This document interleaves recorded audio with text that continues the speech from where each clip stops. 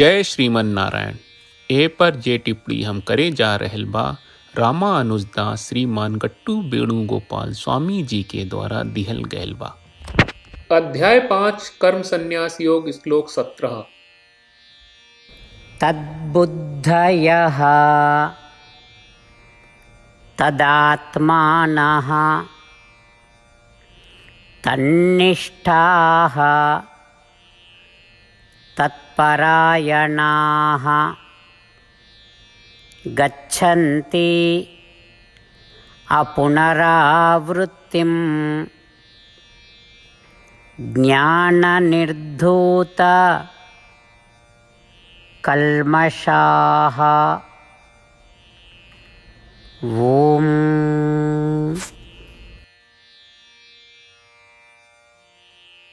श्री कृष्ण परमात्मा अर्जुन सहित हम सब के कर्म संन्यास योग सिखा रहल बाड़े। परमात्मा कहत बाड़े, अर्जुन आत्म साक्षात्कार के प्राप्ति खातिर दृढ़ता पूर्वक आपन बुद्धि और मन के आत्मा पर लगावे के चाहिए और महसूस करे के चाहिए कि आत्मा ही आपन परम गंतव्य और परम आश्रय बा।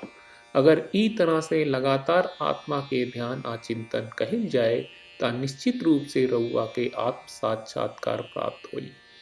ऐसे तोहार सब पाप समाप्त हो जाई और तोहार पुनर्जन्म न होई। इस प्रकार श्री कृष्ण परमात्मा हमनी के आत्म साक्षात्कार के प्राप्ति खातिर महान संकल्प करे खातिर प्रोत्साहित कर रहल बानी और साथ ही हमनी के आत्म साक्षात्कार के प्राप्ति खातिर एगो सुंदर प्रक्रिया के भी वर्णन कर रहल बाड़न, जौना के पालन करे के बा। परमात्मा के शिक्षा पर ध्यान करत और रोजाना आत्मा के याद करे के प्रयास करत हमनी सब के परमात्मा के शब्दन के ई प्रकार से दोहरावे के चाहिए। तद्बुद्धयः तदात्मानः तन्निष्ठाः तत्परायणाः गच्छन्त्य पुनरावृत्तिं ज्ञाननिर्धूतकल्मषाः। श्रीमद् भगवत गीता का पूरा सार श्री कृष्ण परमात्मा ने अध्याय 18वें के श्लोक 65 से 70 में 8 काम करे खातिर दिले बाड़े। श्री कृष्ण कहले, हम ओ लोगन से प्रेम करनी जो लोग इन 8 बातन के मान तारे।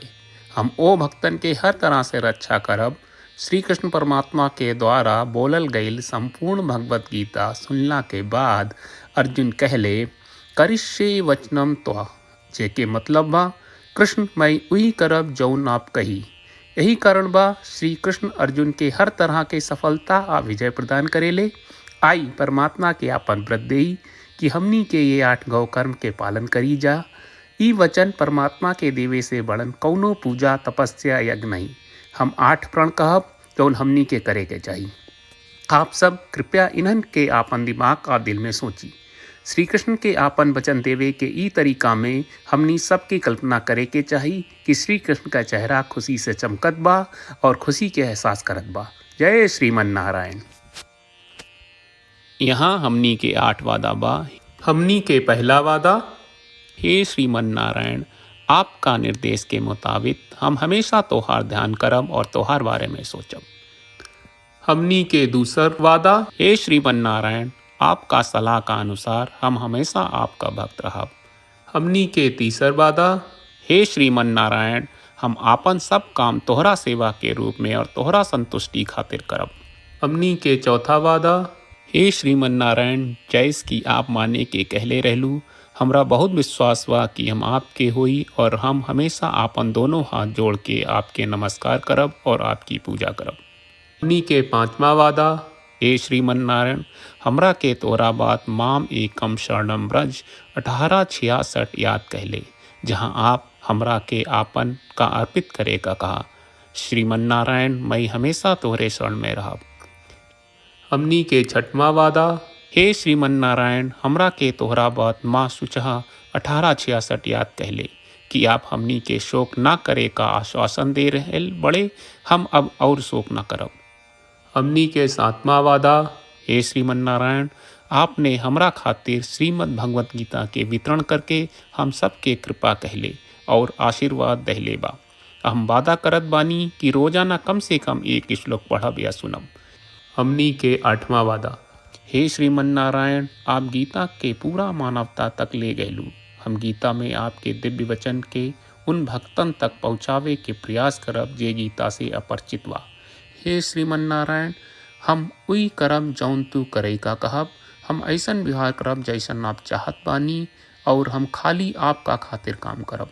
श्रीमन नारायण के रोज आपन वचन देहल कि हम ओइस करब जैस आप कहत बानी, ई अपने आप में बड़न पूजा बा। श्रीमन नारायण, करशे वचनम त्वा। श्रीमन नारायण, हम तोरे निर्देश के मुताबिक काम करब। सर्वम श्री कृष्ण अर्पणम अस्तु। जय श्रीमन नारायण। तद्बुद्धयः तदात्मानः तन्निष्ठाः तत्परायणाः गच्छन्ति अपुनरावृत्तिं ज्ञाननिर्धूत कल्मषाः। ॐ तद्बुद्धयः तदात्मानः तन्निष्ठाः तत्परायणाः गच्छन्त्यपुनरावृत्तिं ज्ञाननिर्धूतकल्मषाः।